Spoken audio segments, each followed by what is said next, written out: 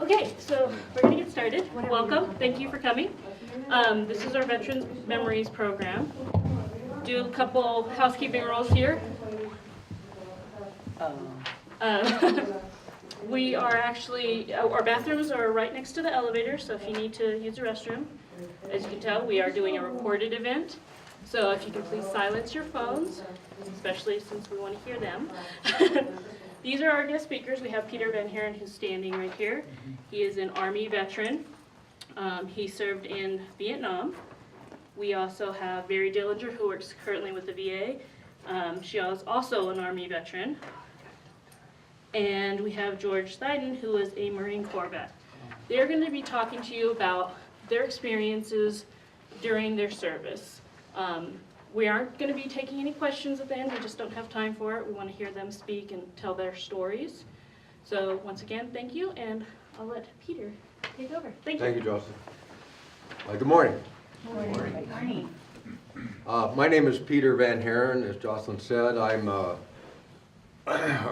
mostly retired attorney living north of here in Williamson Valley. I'm a fourth generation Arizonan, although I was born in Georgia's area in Southern California when my dad was in World War II. I grew up in the Phoenix area, and I went to the University of Arizona for college. That was in the early 60s. In those days, every male college student had to do 2 years of ROTC, Reserve Officers Training Corps classes. So I did those, and then there was an option where you could go on and do 2 more years, and I did that for 2 reasons. One, it was an easy 3 credits because all we did was march around and play games and learn some history. But the big thing was they paid you $40 a month. And so I really liked that spending money. So I joined that without any thought of what I was going to do. And during my last 2 years, the Vietnam War really started having an effect on everybody. All my friends were getting drafted. And so because of my service in the ROTC, when I graduated college, I was commissioned as second lieutenant. I had a deferment to go to law school because I'd been admitted to law school. But I decided not to take the deferment and to go into the service for 2 reasons, basically. One is that I believed that we were fighting a just war in Vietnam, and we were fighting the spread of communism. Remember, this was only 20 years since World War II had ended. I thought the Soviet Union and the communist empire was the worst form of government man has ever foisted on man. The Soviet Union didn't give back any of the territory it conquered in World War II, whereas we and France and Britain basically gave it all back. So I thought it was an evil form of government, and it was aggressive and spreading, and I really believed that. And I wanted to do my part in fighting it. My grandfather was a soldier in France in World War I. He came back with a crippled arm. My dad was a fighter pilot in World War II. He was a double ace in the Pacific. So I came from a line of people that had served their country, and I wanted to do my part. And the second reason I joined was I was sick of school. I just didn't want to go. I couldn't face 3 more years of law school right then. So I joined up, and I asked for a combat arm, and I asked to be sent to Vietnam. And they granted my wish. They made me an armor officer. That's tanks and heavy weapons. And they sent me to Fort Knox, Kentucky for training, and then more training at Fort Carson, Colorado.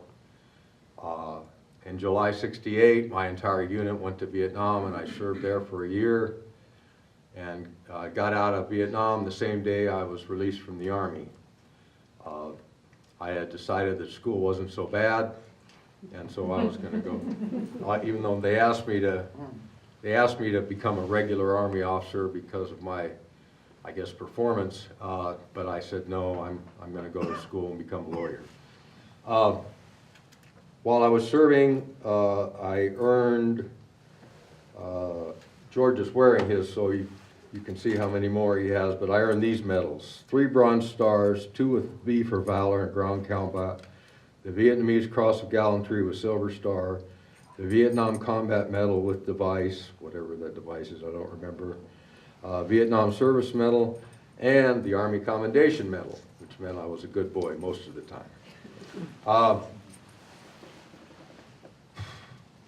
Well, as I said, in '68, my entire brigade was sent to South Vietnam. That was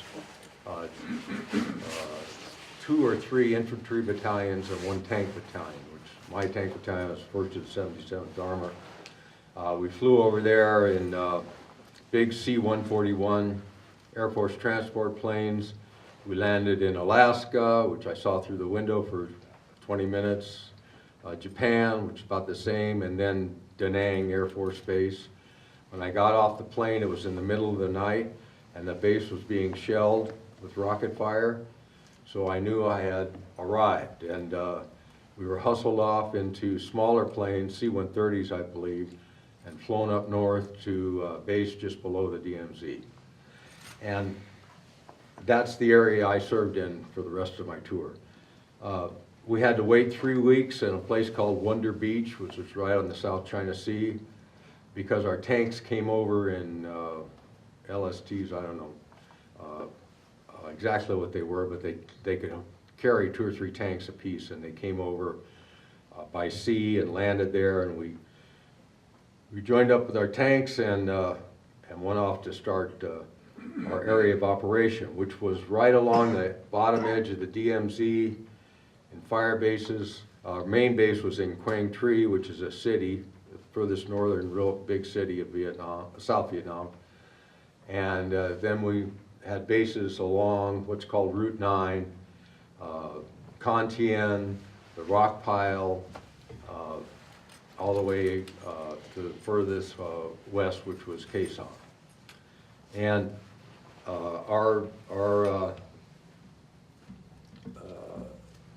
what we did was serve as convoy escorts for troop trucks carrying troops along those routes. And then we served as ready reaction forces for the infantry, which means the infantry would be helicoptered in to some area of operation where suspected NVA were, and then if they got into the fight, then we would try and make our way to them over what little roads or trails there were that tanks could get through. Well, the area was sparsely populated. There had been a war going on so long in that area that most of the villages were deserted or just had a few people. There were no, or at least we never ran into any Viet Cong insurgents.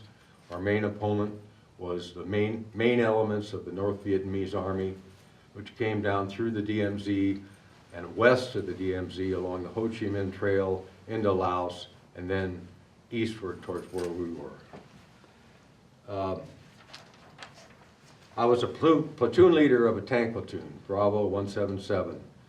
I had command of 5 tanks crewed by 20 men. My men were mostly young, 18 to 22-year-old and high school graduates. I was 21 years old.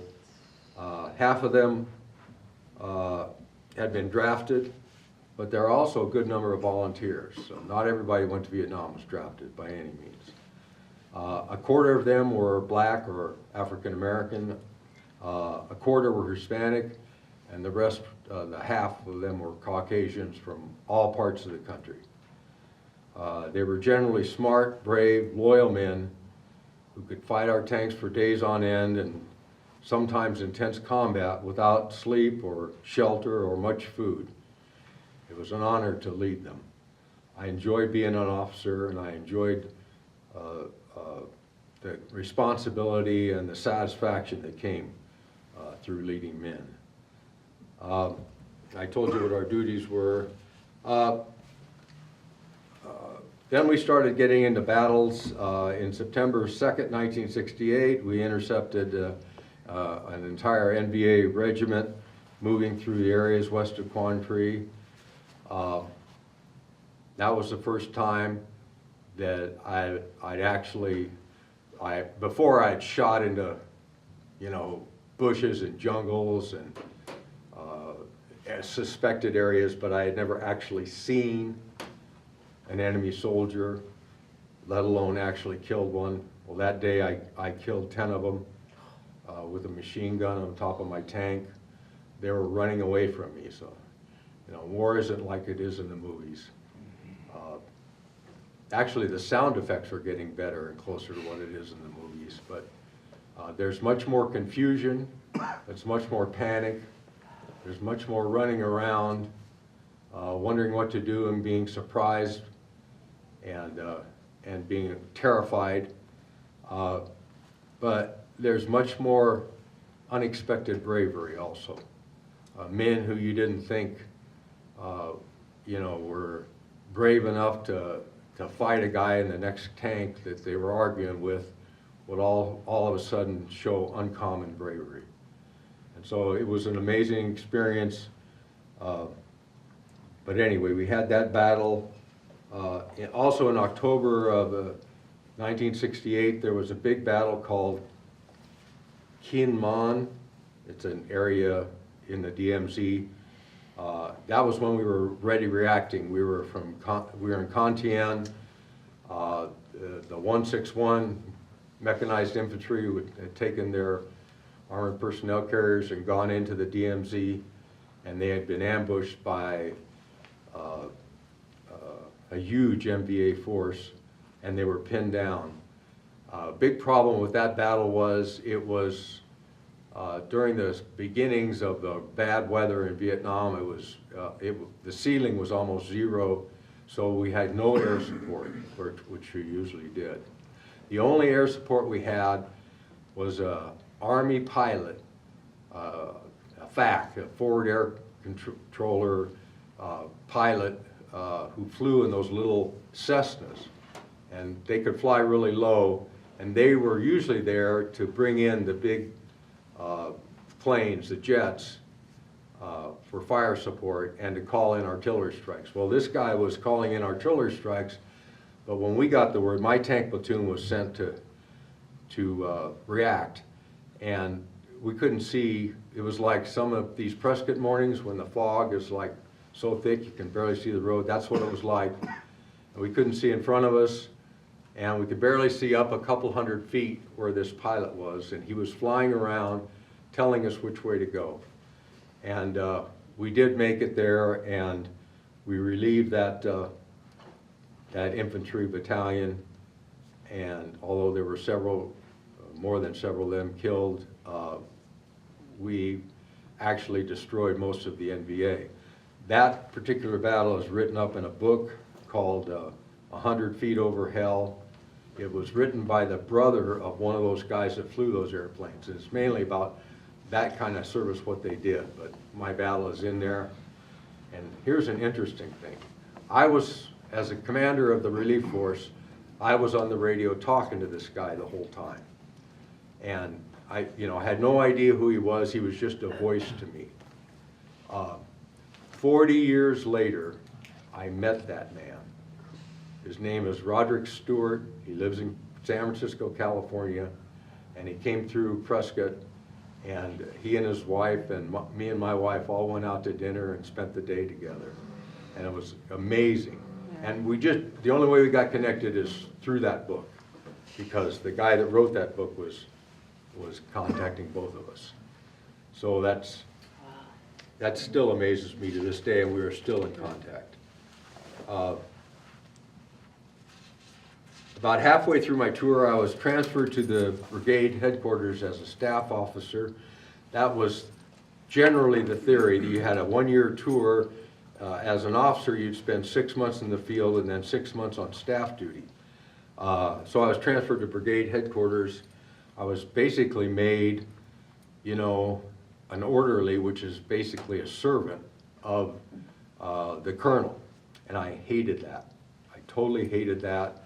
I'm not cut out to be a servant, and I screwed up. I totally screwed up. To where when I told the colonel I'd rather go back to the field, he said, fine, pack your bags, you're going back tomorrow. So I went back to the field and wound up being back to my old company, which that's what I wanted. And then the company commander was killed, and I was made company commander of that company. And at the end of my tour, I made captain, but I was company commander before I was captain. Then I had responsibility for 17 tanks, 150 men, plus some ancillary tank retriever equipment and all that. And so my job became a lot more logistical than combat in the last part of that. Although the scariest day and night I ever had in Vietnam was when I had that job, and our whole tank company was on a fire base just south of Quezon. Son. This is after Quezon Son had been liberated in '68. This is in '69. But there was still a lot of fighting going on there, because what we'd like to do was liberate fire bases and then abandon them.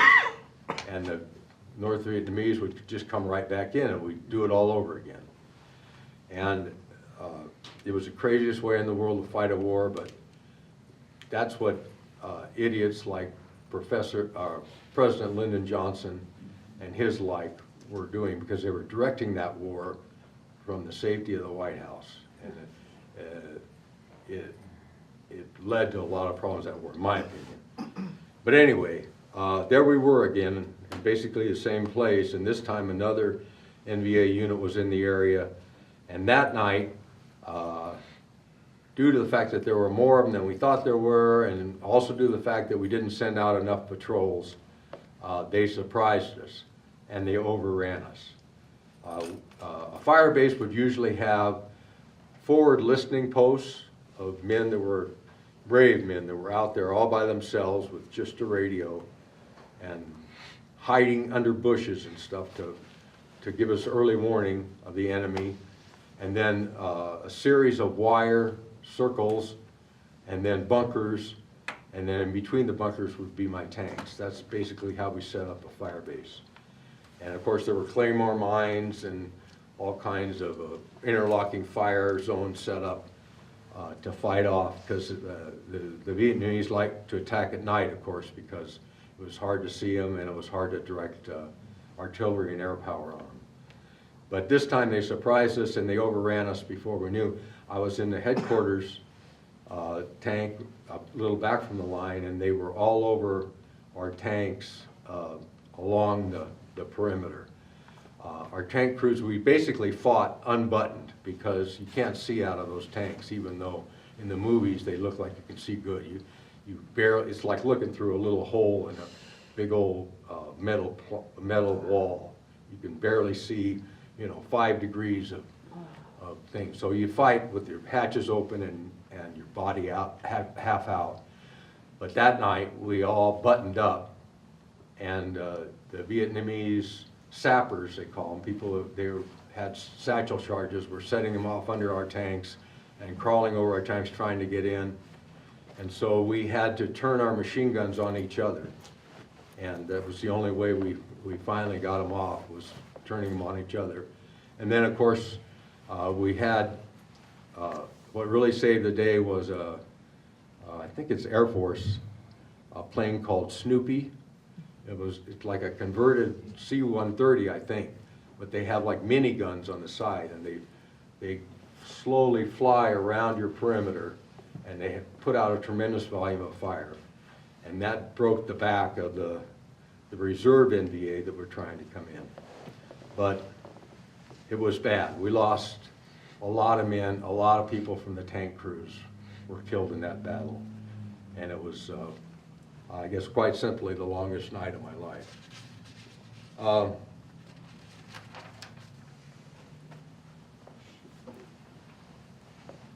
The question talks about the daily life. It wasn't all terrifying in battles. It was a lot of sitting around and comradeship with your buddies, I have to tell this story. When we took over Con Tien as a fire base, the 3rd Marines had been there the year or so before, George's outfit. And I don't want to, and we moved into their bunkers. And I don't want to offend George, but those guys live like pigs. There were empty C ration cartons all over. There was trash everywhere. It was the worst. I mean, I was so appalled because, you know, we were Army, tidy and true. But then after a few days, I found out why that was it. Because the North Vietnamese had artillery, long-range artillery, from their side of the DMZ that would regularly shell this fireplace. And so no one made an unnecessary trip outside the bunker. And taking out the trash was an unnecessary trip. And so we learned why the Marines were pigs. But boy, that first week we cussed them out. Because, I mean, there were rats that big, feasting on all our leavings. Those were the little ones. So, and we had, I never saw Bob Hope or anything like that. We were, you know, too little of an area and too close to the main fighting to get anybody, but gals from the Philippines who like would, you know, they were like, what do they call them now? Legacy bands of, you know, there were like 3 Filipino gals that were like the Supremes. And that's the kind of entertainment we get that, you know, they would fly them out, brave little gals too, because we were at a fire bases. And one time they had a big show in Quang Tri, and oh gosh, I can't remember her name, but she was like a minor star in America. She was an American gal, Tiffany somebody. Anyway, she came, and so we were all excited about that, my tank company. So we went in our tanks, because we went everywhere in our tanks. Our tanks were like our weapons. We didn't leave them. And so we ringed the place, and we were there for about 20 minutes, and this little PR guy comes up and says, "Who's in charge here?" And I said, "I am." And he goes, "The girls are really afraid because you're all pointing your tank guns right at them," which we didn't even realize. That's the way we went, you know. So we turned our turrets around because I guess it is kind of scary to go out there and see all these big tank bores staring at you. And I mean, we were like 100 feet away from them. I went on 2 R&Rs because I had gone out to the field twice, and each deal in the field, you got to have an R&R. And I can't really tell you much about the R&Rs. Not that I don't remember it, but it's not fit for mixed audiences. But I do remember riding an elephant in Bangkok and getting caught in we were drinking in a bar in Hong Kong on the mainland side, and we went out of the bar in the afternoon, and we were going to go to our hotel, which is on the mainland side. But evidently everyone was getting off work and they were going to, I think it's Kowloon, the main island, and we got caught in a sea of Chinese people, and we absolutely could not get out of it. So we took a ferry ride to Kowloon, and we had a good time there. So it was fun. Just have a few minutes here, and I just want to talk about when I came back. I came back in the middle of the night in July of '69 on a big civilian airliner. We landed at like 2 o'clock in the morning in McChord Air Force Base in Seattle area, I guess. And we got off, and there was no one there except for my dad and my mom. My dad, being a private Navy pilot, had friends in the service, and he had found out when we were coming back, and he and my mom had flown up there. They didn't notify any of the people when we were coming back, any of the families or anything. My dad just had connections, and he knew it.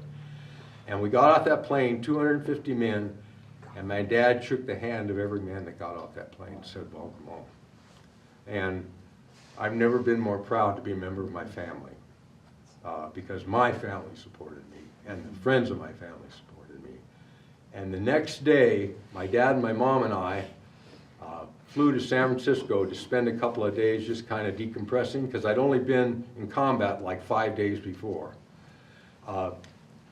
We flew to San Francisco, and we watched on the TV a man step on the moon for the first time. It was July 20th, 1969. And talk about a culture shock, you know. From where I was to here, it was weird just walking down the street. And I know they talk a lot about PTSD now, and I guess I had it, although they had, you know, no one even asked you. They just said goodbye out of the Army. Gave you a final physical. I told them my hearing was bad because of all the gunfire, and they said, well, then you're going to have to stay here another 3 days to get it checked out. And I said, oh, never mind, it's fine. But since then, the VA has taken care of my hearing, God bless them. But anyway, I went through the next year, not able to go to school, not able to do much of anything, just fighting my own demons. And being with people that had been through it and frequenting some of these hangouts that we had helped me, and I finally pulled myself together and went to law school and have had a pretty darn good life and a family since then. But it's a year in my life I'll never forget. I'm not sorry I did it. A lot of our fellow officers like George and them say they do it again. I wouldn't do it again. Not now, because I'm old. There's a reason. There's a reason they send young men to fight. Because we're strong and we're stupid. But I treasure my service in Vietnam, and I'm glad I did. I feel like I fought against a terrible tyranny, and I fought for my country. Thank you. Thank you. A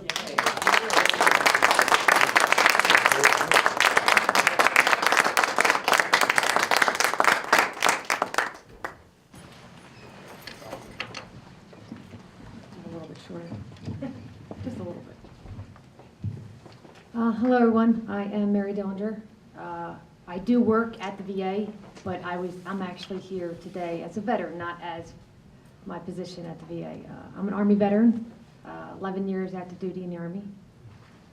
And I'm originally from Philly. I'm not from Prescott. I don't know if my accent gave it away. But I joined the Army when I was 17. I had my parents sign a waiver so I could join at 17 because my birthday's in the summer. So right after I graduated high school, I went right into to basic training. I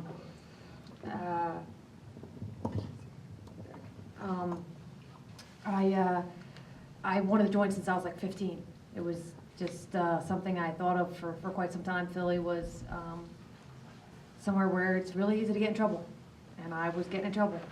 But I knew I didn't want to go to school either because I had a hard enough time in high school, so I knew I wasn't going to college. I was like, I'm not ready to go to college. I'll end up messing that up. I need something. I need discipline. I need to get out of here. So I joined the military. I'm the only one actually in my family. I don't come from a military family, which is really hard to explain to people because all my time that I was in, everybody was telling me they're third generation, Army vets, and I'm like, nope, I'm by myself. It's just me. And to this day, there's nobody in my family that's joined, so I'm like the black sheep. But I join when I was 17, went to basic training at Fort Jackson, South Carolina. Had my 18th birthday at basic training. That wasn't great. It's not a reward, it's a punishment. So yes, I got smoked, very, very badly smoked on my birthday, because it was my birthday. Happy birthday. Yeah, exactly. That's what the drill sergeant said. Happy birthday. Get down. I'm like, okay. So, but after Fort Jackson, then I went to Fort Lee, Virginia for AIT. That was beautiful there. Now I'm from Philly, so right after AIT, I got to go to Philly, which is only 4.5 hours away from Fort Lee, Virginia. But my first duty station was Hawaii. I was actually upset because when I joined the Army, I was all excited, like, yeah, I got this, I'm getting out of Philly. And after I got there, it was like the scariest time of my entire life because it really sunk in because I had never actually left Philly other than going down the shore to Jersey. I had never, ever left. First plane ride I got on was when I went to basic training. And I thought, I'm like, I got this. I'm not scared. And then I got there and I was really scared. And so after AIT, I actually was hoping to get stationed closer to Philly. After all that time, after 8 weeks at basic training away from my family, and then at AIT for 6 weeks, I was ready to like get close to my family, and they're like, no, you're getting stationed in Hawaii. But I did get my 2 weeks of leave after AIT. So I went home to Philly and let them all know that I was going to Hawaii. That's where I was going to be stationed. My family wasn't very happy either because they wanted me to be close. So I went there not very happy, because I was so far away. That changed very quickly. Realized how beautiful it was and forgot all about my family. What? But it was at first scary. I was actually in Hawaii for 4.5 years because it's only supposed to be 3 years in Hawaii. But when I got there, I was, doing the same things all the other soldiers were doing, meeting people, doing things. We had a lot of free time because I joined in 1996, so that was 97 when I was in Hawaii. So there wasn't a lot going on. And I met my husband, and he was stationed there. He's a combat engineer. So since he got there, stationed there after me, after we got married, so we could stay together, I had to ask for an extension to stay with him so we could leave Hawaii at the same time. So that's why I got to spend extra time in Hawaii. Both our kids are born in Hawaii, so that's pretty awesome. They get to tell people they're born in Hawaii. They're Army brats, so I will say that is something I wish every parent had that opportunity.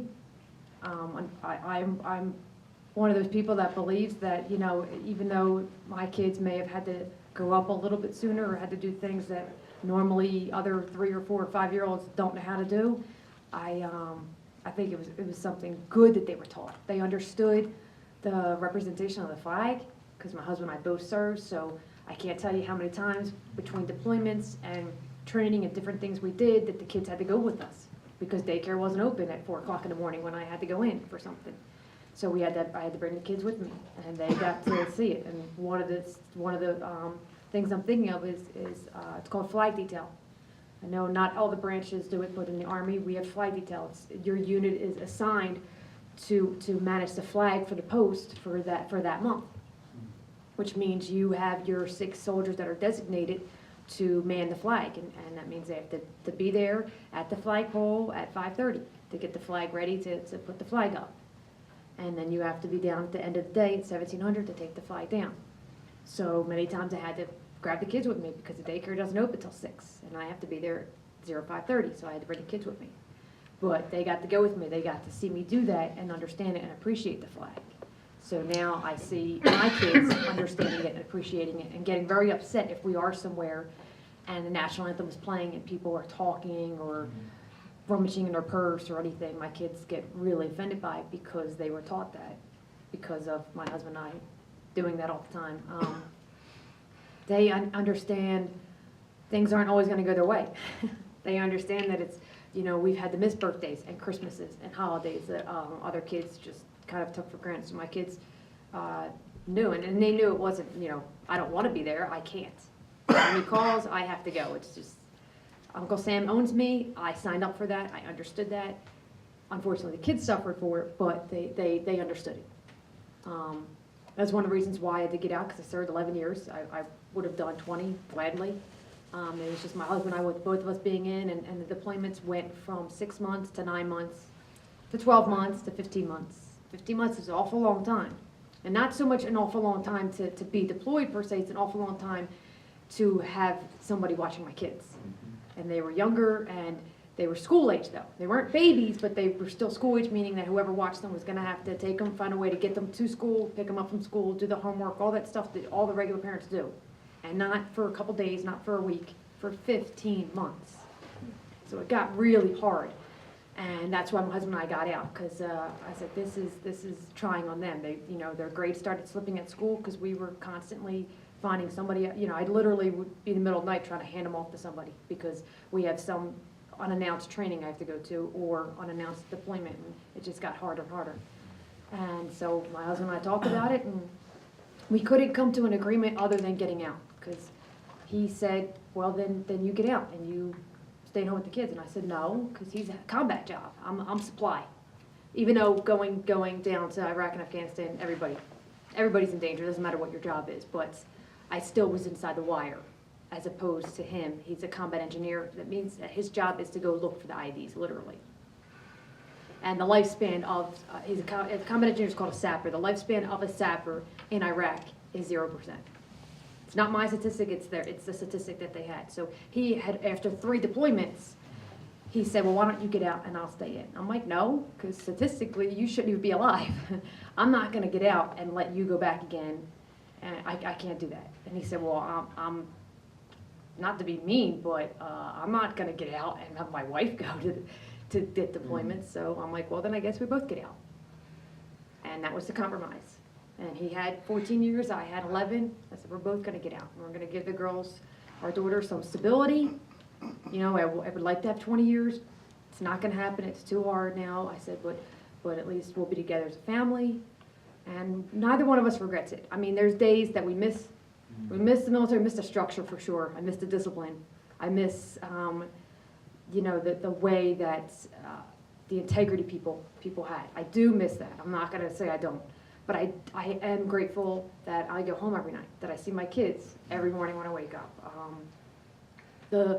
There's little things, and even though I've been out since my husband and I got out 2008, it hasn't changed.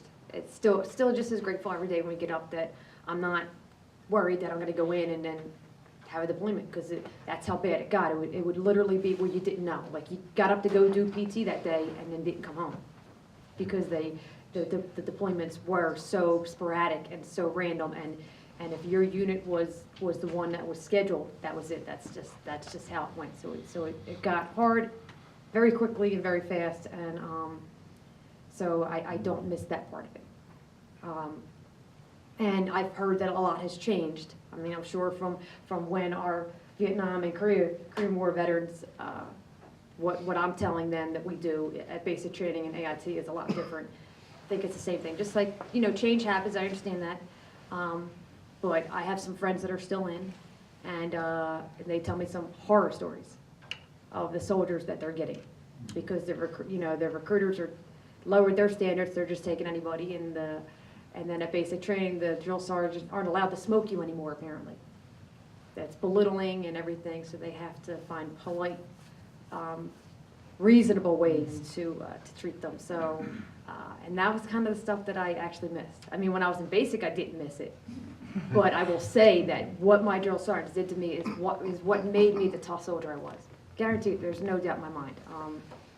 Yeah, they screamed in your face, they yelled at you, they smoked you, I didn't have a muscle left in my body to use, and I was like, oh my gosh, this is awful. And then I realized that they built me up. It was great, I loved it. I heard they don't do that anymore. I heard it's more of training, but not to that level. So I'm kind of glad I got out when I did, because I don't know if the soldiers nowadays, if I could be all nice and sweet. I may look little, but I promise you, I was the toughest, especially when it came to the push-ups and all the physical stuff that we did in the Army. I didn't want how I looked or that I was a woman affect what I did. So I was real big about showing all the soldiers, even the big, you know, the big 250-pound guy that, you know, can lift well over his body weight at the gym. I wanted to show him that he wasn't going to break me. And it works. It does. It does. I trained a lot of soldiers. I'm proud of the soldiers I trained. The family you make in the military, that's something, it's something you won't get anywhere else, I guess, is a good way to say it. Most of the people I served with, I'm still friends with to this day. And I don't get to see them. Everybody lives all over. Just Facebook is a good way to keep in contact. I will say that. I didn't want to do Facebook originally, but everyone said, no, Mary, it is a great way to talk to everybody because you all live everywhere. But I'll run into somebody that happens to be driving through Phoenix or driving through this area, and they're like, hey, you know, want to stop by? And it'll be somebody I haven't seen since when I was stationed in Germany in 2007. And we'll go out to lunch and hang out, and it'll be like no time has passed. It's true. The military family and the relationship that you have, it's there. It won't go anywhere. And you can't get that, I think, with other friendships, or maybe not to that extent, at least not to that. If I needed them, I have no doubt that I could call them up in a heartbeat and just say I need you, and they would be like, okay, I'm there. So,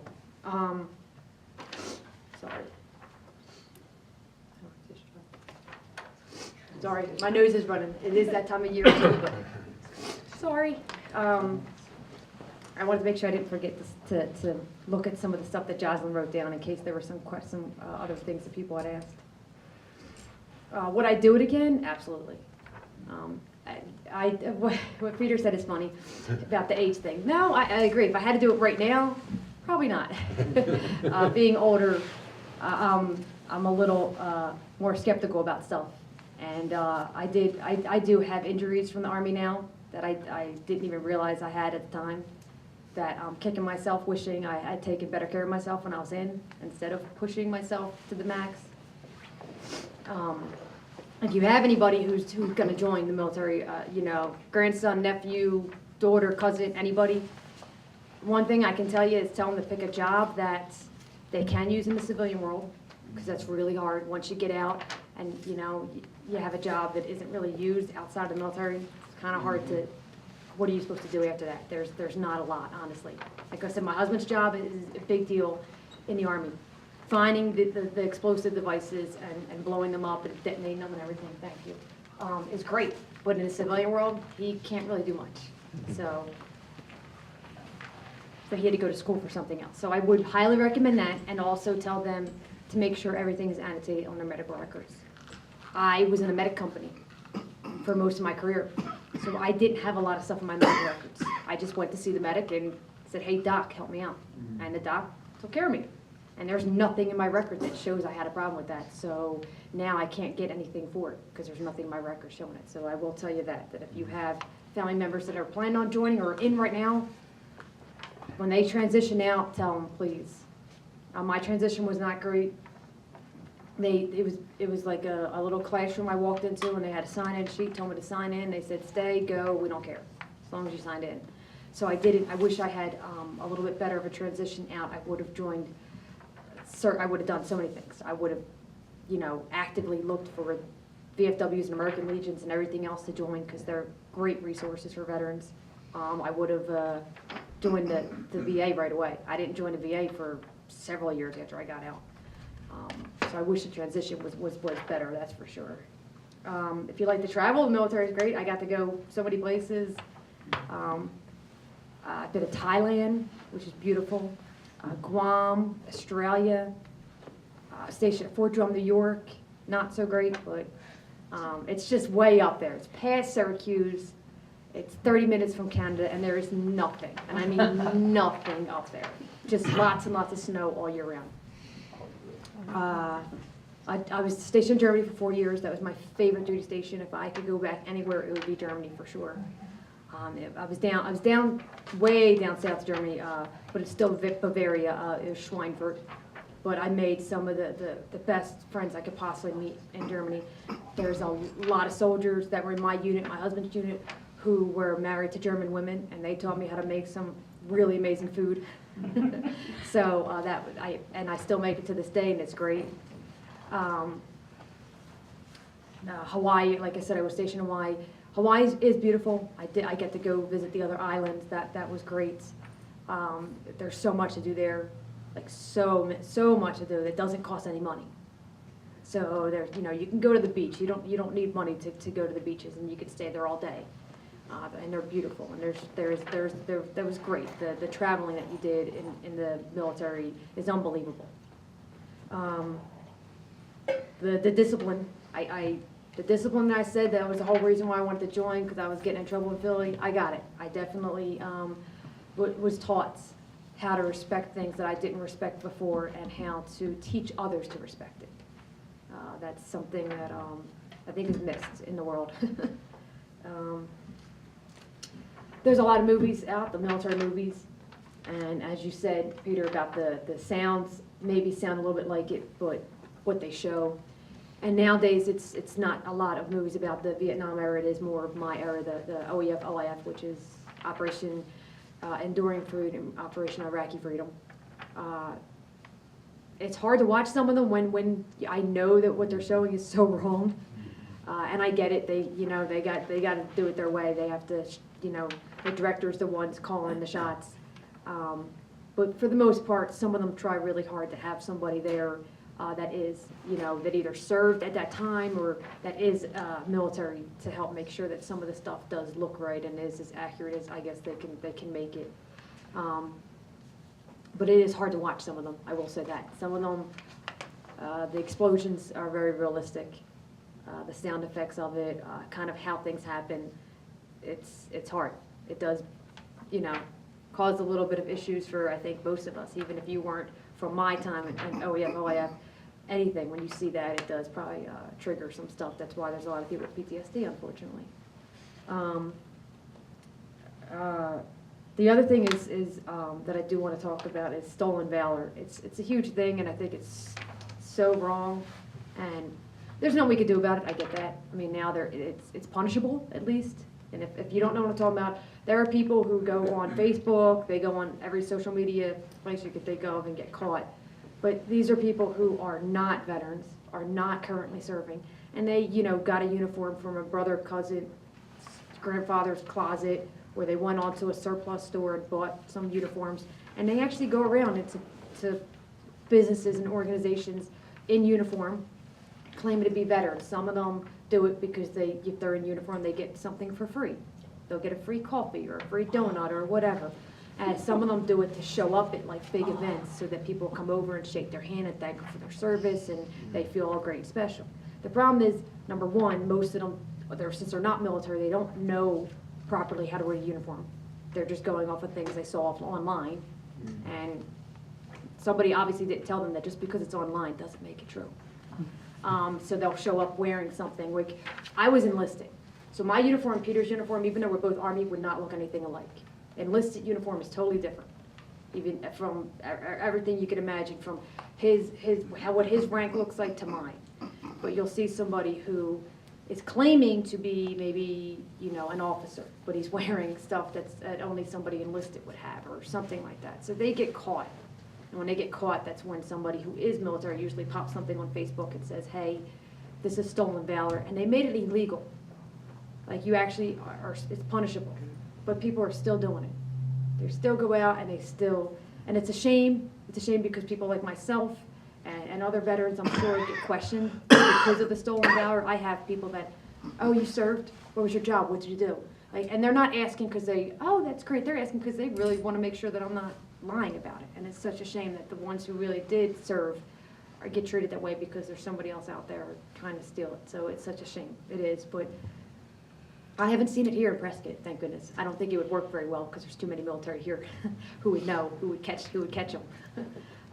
But the community here is great.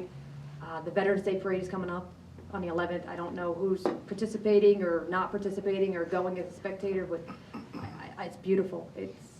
I've never seen something that shows so much dedication, and it's not just the veterans. I mean, we do have a lot of veterans in the parade and that help put it on. There are so many people that show up to honor our veterans. They aren't a veteran themselves. They weren't married to a veteran, nothing. They just think it's great. So I love that our community does that here, and even all of you that showed up here. I think it's so wonderful that we have that here, and we have such a community of people that support us and want to thank us, and I really do appreciate it. And I'm very honored to be in Prescott. I'm very happy to work at the VA and serve our veterans, and I'm very happy about my service. As much as things have changed, I wouldn't change anything about my time in the Army. It was amazing, and I'm truly grateful that I was able to serve our country.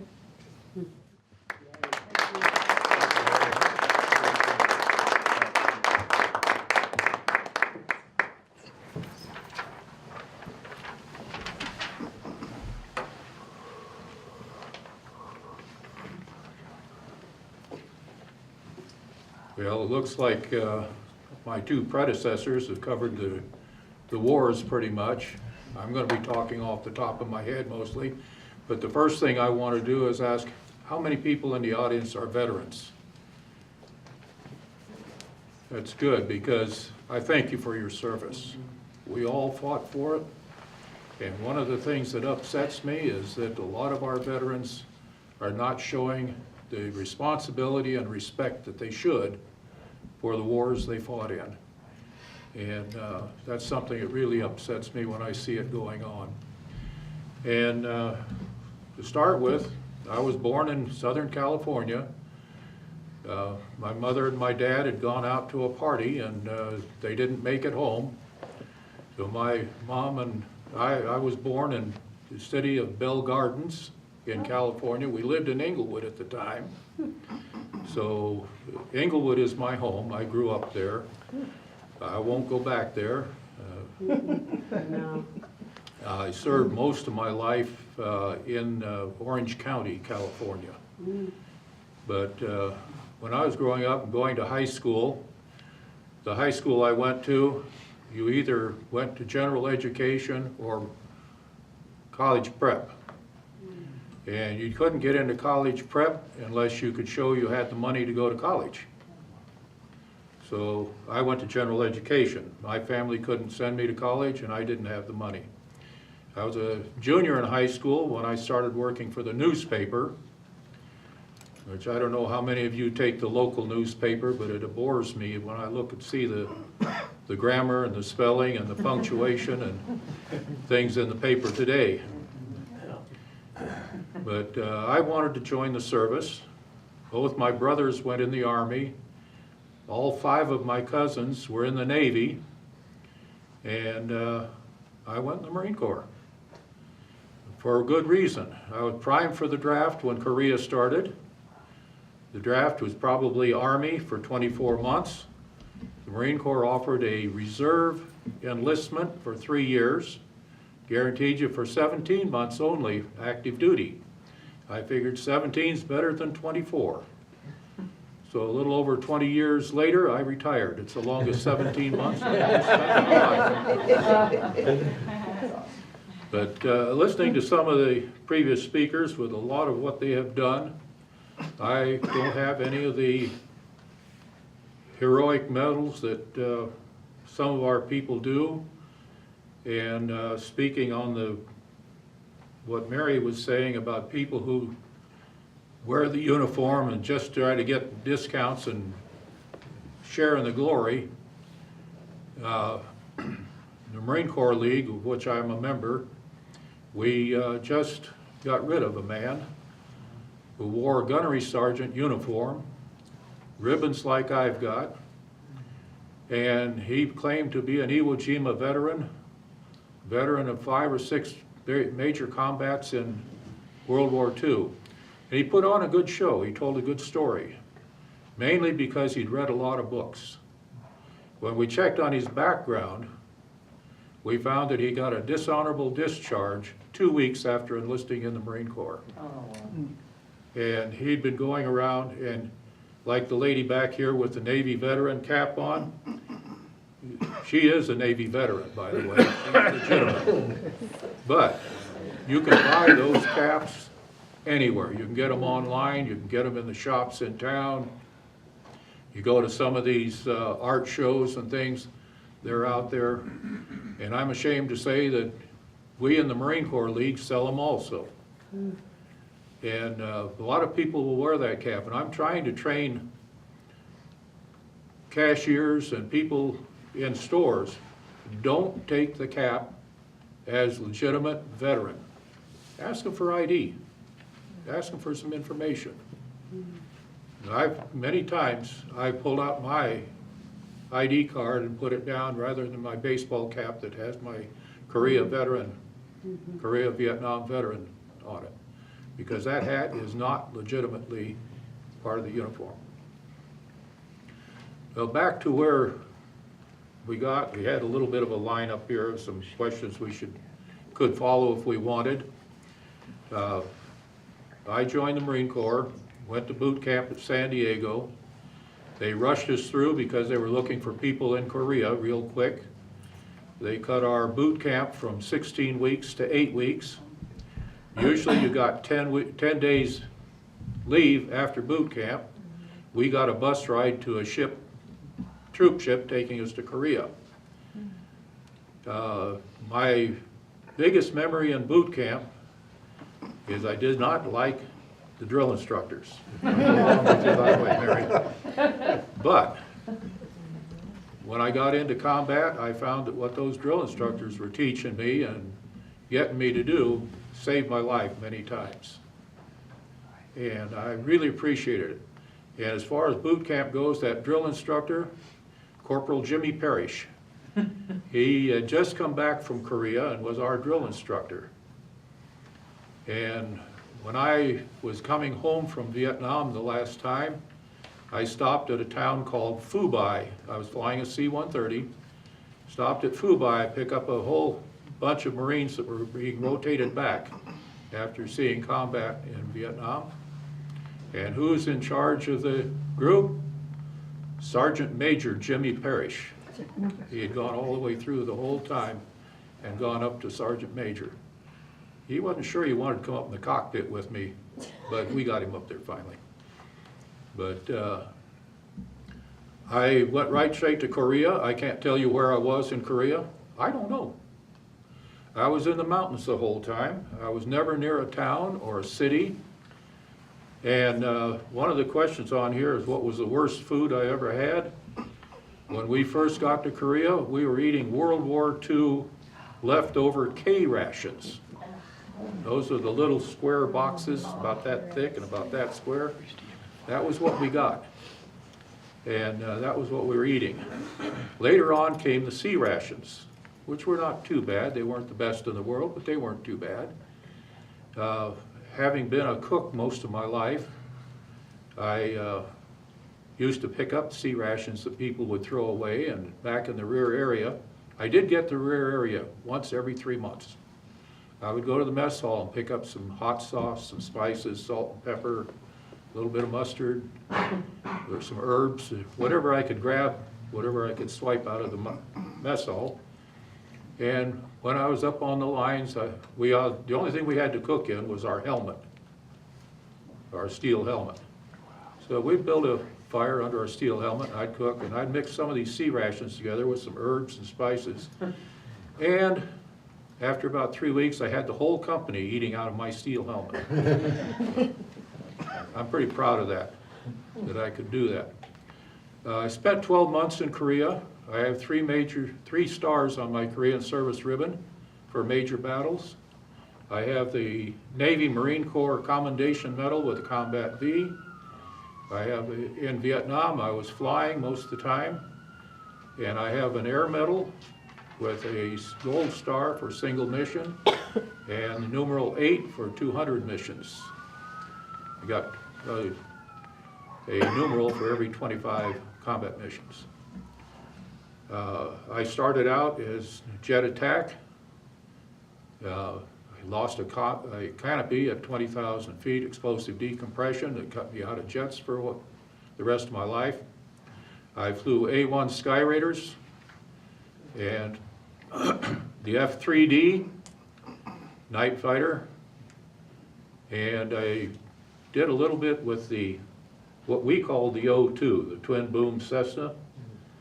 And that was, in Vietnam, that was something, the squadron would go out, all of us would take off with our little putt-putt airplanes, and we'd go out doing the low altitude observation, and we'd come back, and everybody was through for the day because you couldn't fly at night, and we'd stand there and we'd count the bullet holes in the airplane.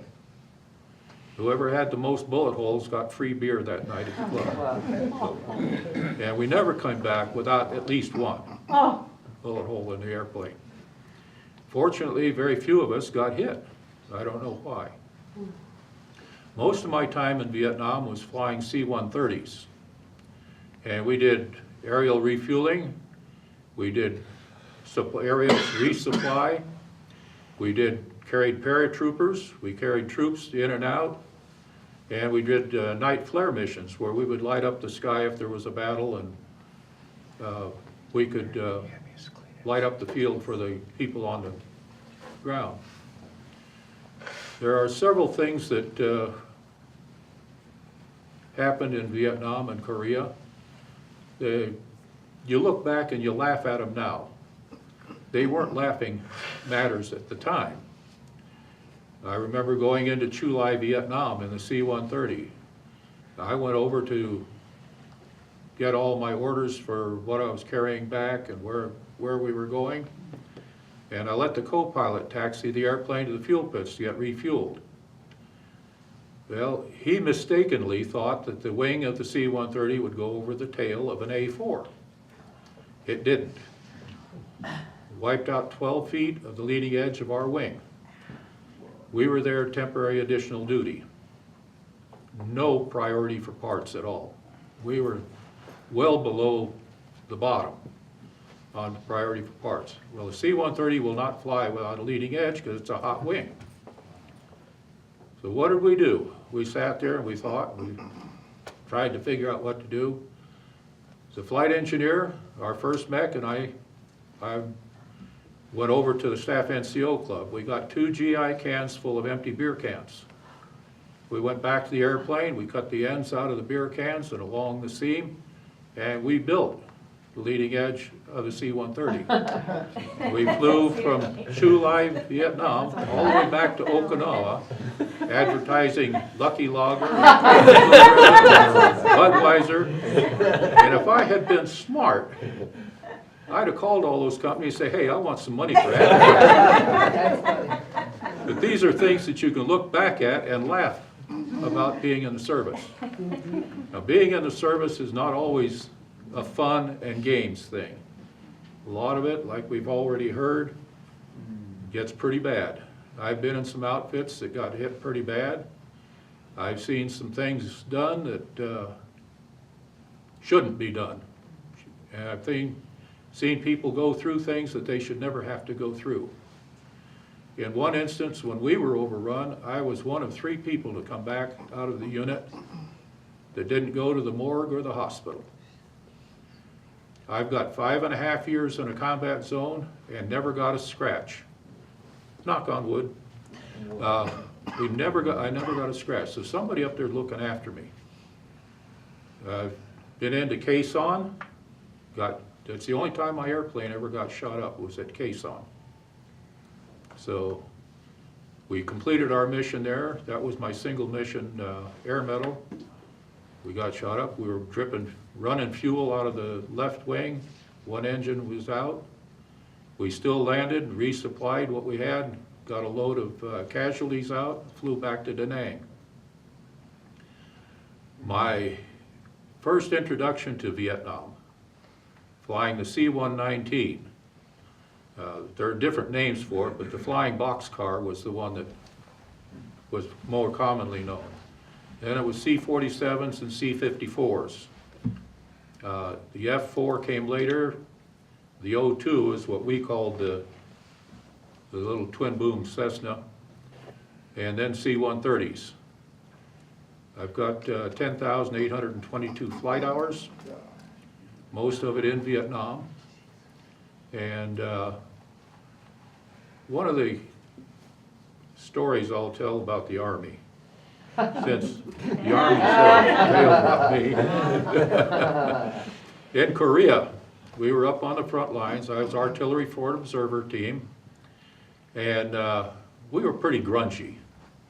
We were dirty, our boots were all muddy, uniforms were dirty. And we had an Army unit come in that had just been called to active duty and shipped over. And they evidently had been a parade ground Army unit. They came up on the front lines with the buttons on their uniforms all shined, brass buttons shined, their buckles were shined, the shoes were spit shined. They were all wearing their rank on the front of their helmet instead of the back. And then they kept asking us, they kept ridiculing us because we were so messy, but they kept asking us, why were the snipers picking on them? Well, we told them. They finally went out and they scuffed up their shoes and took the paint off their helmets, and they didn't get sniper fire anymore. So there's my story about the Army. But when I was a sergeant, I was sent to Hawaii. Very beautiful. I was sent there with a 90-man detachment to open Kaneohe Naval Air Station, make it a Marine Corps Air Station. It had been closed since World War II. It had been a PBY amphibian base.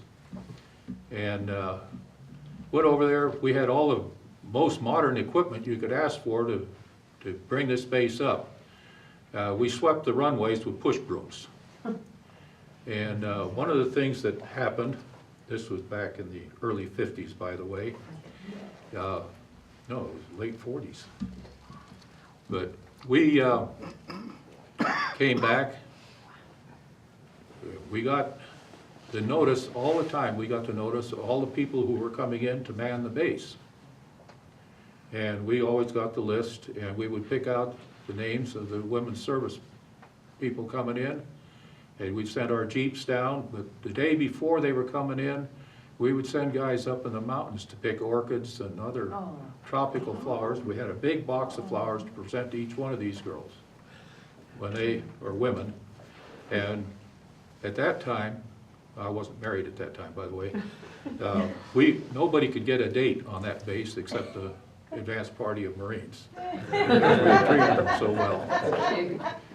But I agree with you. Hawaii is beautiful. It's a great place to be, but I would not want to be stationed there. It's nice to visit, but I got island fever after about 3 months. I'd seen everything there was to see on the islands, and I think I'm one of the few people that have been on every inhabited island in the Hawaiian chain, including the Forbidden Island. They had a hurricane go through there, wiped out the docks on the island. There were no runways, but the docks were the only thing, and they had a lot of casualties. But we had C-130s that could land in a plowed field. So we took the C-130s over Niihau. They wouldn't let us off the airplane because you have to be 50% Hawaiian to get on the island. But we loaded all the casualties and brought them back to the main island for hospital care. So I can say I'm one of the few non-Hawaiians to have been on Niihau. But most people have never heard of French Frigate Shoals. This is a small island. It's the most northwest island of the Hawaiian chain. And at high tide, it's underwater. At low tide, you have a radar station there. So we would always have to take off out of Kaneohe Bay, fly over to French Frigate Shoals as the tide was out, land, drop the radar crew off, come back to the main island of Kaneohe Bay, and then when the tide was coming back in, we'd have to go and pick up those people and bring them back because the runway was underwater. But if anybody ever asks you on a question about French Frigate Shoals, now you know.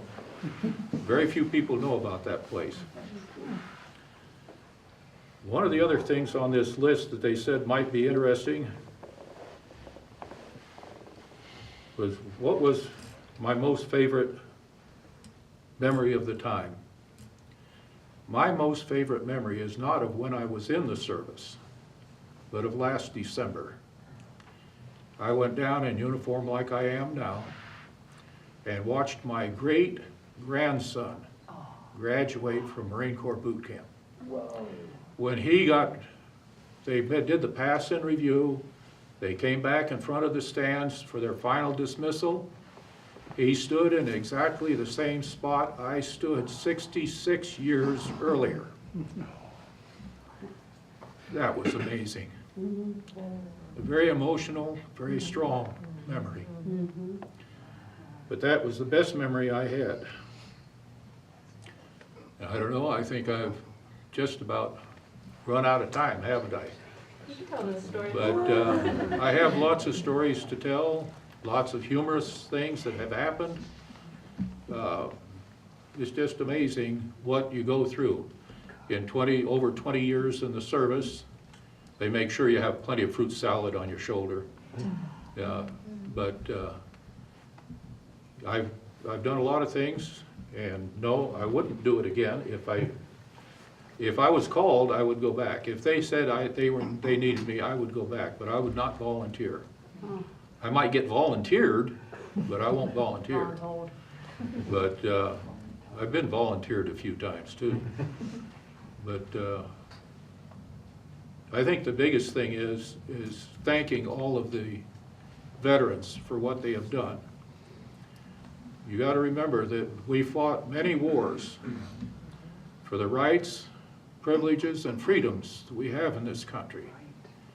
What really upsets me sometimes, along with those freedoms comes responsibility, and I see a lack of responsibility in this country. Yes. And that kind of upsets me. And one of the things, a parting comment, is for you, if you're grandparents or parents, look at your schools, see what's being taught there. I give talks on the Korean War to junior high schools and high schools on their invitation for us to come. In the Korean War Veterans Association, we have a program called Tell America. I was at a junior high school, I won't say which one because it's in the local area, and I got weird questions about Korea. Where was it? Did we really fight a war there? So during the break, I looked at their American history textbook. There isn't word one in that textbook about the Korean War. There is a half a page about World War II. These are things that changed the history of the world, not only our country, but of the world. And they should be being taught. So check with your kids, check with your schools, make sure that you're getting the good information. I thank you. Thanks.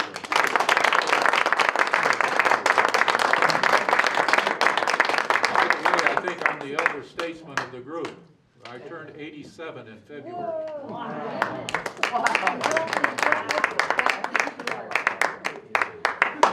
Thank you all for joining us. Thank you guys for speaking. I really, really appreciate it. Yes. We do have some surveys that I'd like you to fill out before you leave if you can.